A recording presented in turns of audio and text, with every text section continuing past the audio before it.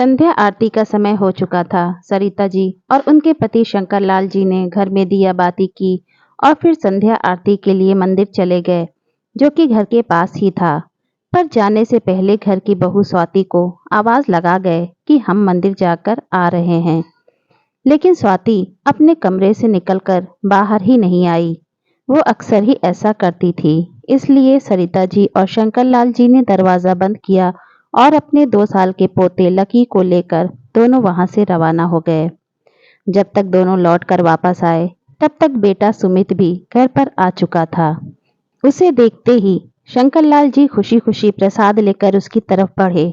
अरे बेटा, तू आ गया, ले प्रसाद खा। आज तो मंदिर में बहुत ही सुंदर झांकी सजी थी। लकी तो देखते ही खुश हो गया। तू और बहू भी जाकर देखा। लेकिन सुमित ने प्रसाद ना लेकर चिल्लाना शुरू कर दिया। पापा, कब तक चलेगा ये सब? आप लोगों को घर की शांति रास नहीं आती ना? अब मैं ऑफिस में काम करूं या फिर आप लोगों के घर के मैटर सॉल्व करता फिरूं? उसकी बात सुनकर जैसे शंकर लाल जी को जोरदार झटका लगा हो। वो चुपचाप वहीं खड़े रह गए। तब सरिता जी बोली, अरे बात क्या हुई वो तो बता। क्यों चिल्ला रहा है? अच्छा, नाटक तो आप ऐसे कर रही हैं जैसे आपको कुछ पता ही नहीं है। कब तक मैं आप लोगों का बोझ अपने सिर पर ढोती रहूं? नौकरानी बनाकर रख दिया है मुझे। आप अलग क्यों नहीं हो जाती? कम से कम हम तो आजादी से जिंदगी जिए। खुद की जिंदगी तो जी ही ली, अब शांति से हमें तो रहने दो। सुमित के बोलने के पहले ही स्वाति बीच में बोल पड़ी। उसकी बात सुनकर सरिता जी हैरानी से पूछने लगी, बेटा, मुझे तो अभी भी समझ में नहीं आ रहा कि तू किस बात से नाराज है और हमने ऐसी कौन सी टोका टाकी की है तुझ पर जिससे तेरी आजादी में खलल पड़ गया। सरिता जी ने कहा तो स्वाति ने सुमित की तरफ पलटकर कहा, देख लो अपनी माँ के नाटक। आपको तो यही लगता है कि ये मुझ पर टोका टाकी नहीं करती है। अरे सुबह सिर्फ इतनी सी बात थी कि मैं दाल चावल बना रही थी। बहुत दिनों से खाने की इच्छा हो रही थी, लेकिन तुम्हारी माँ ने मुझे बनाने तक नहीं दिया। अब बताओ, क्या मैं अपनी मर्जी से दाल चावल बनाकर नहीं खा सकती? यही औकात है मेरी इस घर में। कहती कहती स्वाति आंखों में आंसू भर लाई, जिसे देखकर सुमित और भड़क गया। माँ, बहू को बेटी नहीं समझती हो तो बहू तो समझो, आखिर वो भी इंसान है। अरे एक दाल चावल की क्या औकात जो आपने इतनी सी बात पर इसका दिल दुखा दिया। मेरी कमाई का क्या फायदा अगर मेरी ही पत्नी दाल चावल के लिए तरस रही है तो। सुमित की बात सुनकर सरिता जी ने इतना ही कहा, मैंने बहू को दाल चावल बनाने के लिए मना नहीं किया था। मैंने सिर्फ ये कहा था कि बहू हमारे लिए रोटी बना लेना, क्योंकि हमें चावल पचते नहीं हैं। हाँ तो इसका तो यही मतलब है ना कि आपने मुझे रोटी बनाने के लिए कहा, चावल नहीं। बहू बात का बतंगड़ क्यों बना रही हो? मतलब तो तुमने अपनी मर्जी से निकाला है। अब की बार शंकर लाल जी ने कहा, पापा आप बीच में मत बोलिए, अभी मैं आपसे बात नहीं कर रहा हूँ। सुमित ने उन्हें चुप कराने की कोशिश की तो शंकर लाल जी ने पलटकर कहा, क्यों ना बोलूं? जब तुम अपनी पत्नी के लिए बोल रहे हो तो मैं भी अपनी पत्नी के लिए बोलूंगा। तो फिर ठीक है पापा, आप अपने ईगो के साथ खुश रहिए, हमें अपनी आजादी के साथ खुश रहने दीजिए। हमें नहीं रहना आपके साथ, हम अलग हो जाएंगे। सुमित ने दो टूक जवाब दिया, ठीक है, तुम अलग होना चाहते हो तो अलग हो जाओ। क्या हमें समझ में नहीं आ रहा है कि आए दिन छोटी छोटी बातों पर जो बतंगड़ हो रहा है घर में, वो किस लिए हो रहा है? कहकर शंकर लाल जी अपने कमरे में आ गए। पीछे पीछे सरिता जी समझाने के लिए कमरे में आई तो शंकर लाल जी ने उन्हें चुप रहने का इशारा किया। सरिता, अपनी माँ की ममता से उठकर देखो, तुम्हें समझ नहीं आ रहा कि रोज छोटी छोटी बातों पर बतंगड़ क्यों बन रहा है? घर में तमाशा होता है, क्यों नहीं समझती कि वो लोग तो हम लोगों के साथ रहना ही नहीं चाहते। और सबसे बड़ी बात, उन्हें यह गलत फहमी है कि हम लोग उनके साथ रहते हैं तो हमारा खर्चा वो लोग उठा रहे हैं। आखिर शंकर लाल जी के कहने पर सरिता जी भी चुप हो गईं। आखिर कुछ दिनों से यही सब तो हो रहा था घर में। कल घर में मटर पनीर की सब्जी बनी थी तो स्वाति ने सरिता जी और शंकर लाल जी को खाना परोसा। उनकी थाली में सिर्फ मटर थे, पनीर का एक टुकड़ा तक नहीं था। जब सरिता जी ने कहा तो स्वाति ने मुंह बिगाड़ते हुए कहा, माँ जी पनीर इतना सा ही था, लकी ने खा लिया। तब भी सरिता जी चुप हो गई। अब क्या इतना भी उन्हें समझ में नहीं आता कि एक 2 साल का बच्चा जो कि खाना भी खुद से नहीं खाता, अकेले ही भला 250 ग्राम पनीर खा सकता है क्या, वो भी सब्जी में डाला हुआ। और भी ऐसी कई सारी छोटी छोटी बातें जो अक्सर घर में होने लगी थी।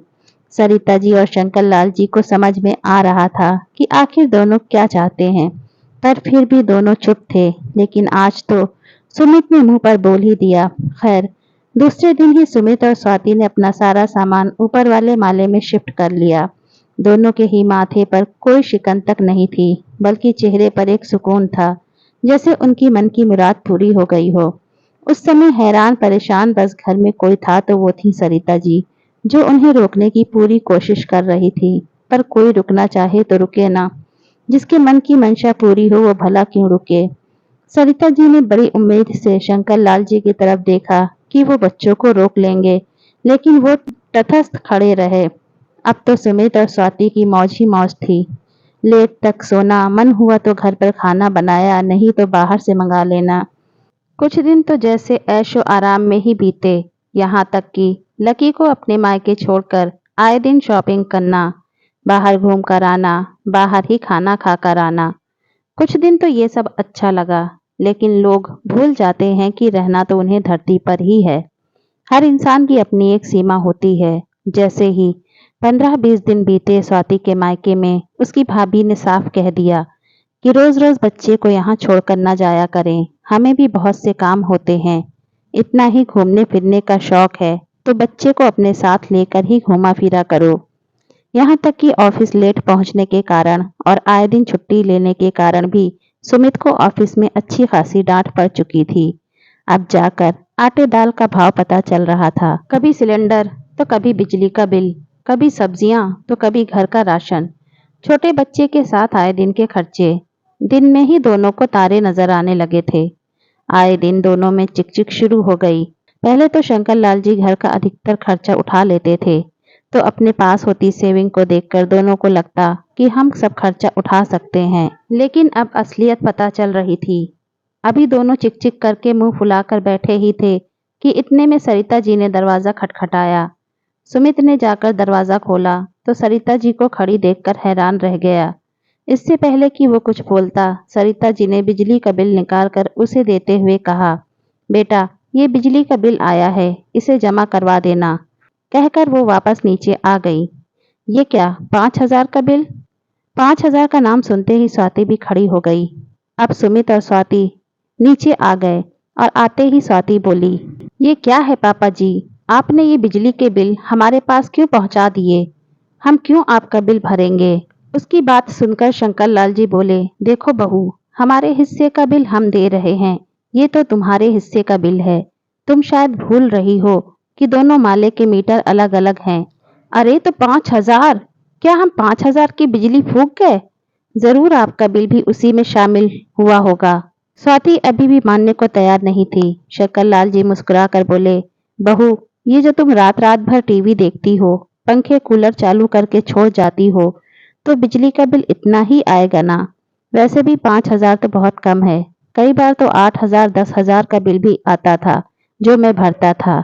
अब तो स्वाति की आवाज तक नहीं निकल रही थी। ऐसे कैसे घर का खर्चा चलेगा भला? अचानक सुमित ने सिर पर हाथ रखते हुए कहा, बेटा तुम्हें लगता है ना कि घर के बड़े बुजुर्ग बहुत टोका टाकी करते हैं? असल में वो लोग होते हैं तो तुम कई चीजों से बच जाते थे। कई चीजों के खर्चे तो हम ही करते थे, पर तुम्हें लगता था कि तुम हमें संभाल रहे हो, हमारी जिम्मेदारी उठा रहे हो। पर बहू, तुम ये भूल गई कि तुम हमारे साथ रहती थी, हम तुम्हारे साथ नहीं। माँ जी, मुझे माफ कर दो। मुझे अब समझ में आ गया, मायके वालों से रिश्ते बिगड़े सो अलग, यहाँ खुद की गृहस्थी भी नहीं संभाल पाई। स्वाति ने माफी मांगते हुए कहा तो सुमित बोला, माँ, क्या हम दोबारा साथ नहीं रह सकते? नहीं बेटा, तुम अपने आजादी के साथ रहो, हमें अपने हिसाब से रहने दो। अब की बार शंकर लाल जी ने कहा, पर पापा, गलती तो बच्चों से ही होती है, माफ कर दो। सुमित ने हाथ जोड़ते हुए कहा, देख बेटा, तू मेरा बेटा है, इसलिए तुझे माफ भी कर दिया, लेकिन रही बात साथ रहने की तो अब नहीं। एक बार बर्दाश्त कर चुके, पर अब बर्दाश्त नहीं होगा। और वैसे भी तुम्हें गृहस्थी संभालनी आनी चाहिए। हम लोगों की छांव में तुम ये सब नहीं सीख पाए, एक ही मकान में तो है, माले अलग हुए तो क्या हुआ? भविष्य का मुझे पता नहीं, लेकिन अभी फिलहाल तो दोबारा एक साथ नहीं। आखिर शंकरलाल जी के कहने पर सुमित उनकी बात को समझ गया और चुपचाप उनके पैर छूकर ऊपर वाले माले पर चला गया। अब कम से कम एक ही बिल्डिंग में अलग-अलग माले पर रहने के बावजूद वो लोग एक साथ तो थे। वीडियो अच्छी लगी तो प्लीज़ इसे लाइक एंड शेयर करें और चैनल पर नए हो तो चैनल को सब्सक्राइब करें और साथ ही बेल आइकॉन को प्रेस करें ताकि आगे आने वाली हर वीडियो की नोटिफिकेशन आप तक पहुंचे। Thanks for watching.